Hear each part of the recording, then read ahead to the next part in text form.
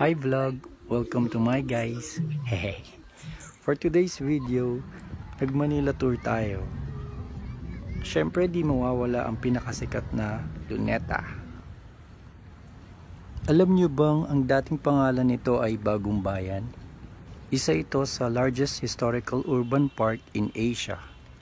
Dito matatagpuan ang Rizal Monument, iba't ibang museums at mga government buildings.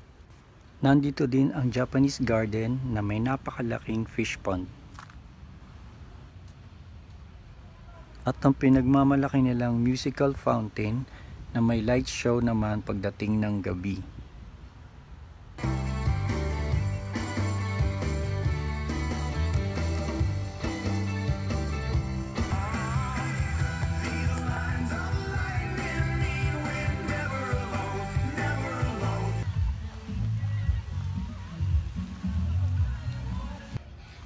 Pati ang Chinese Garden na may magagandang botanical landscapes.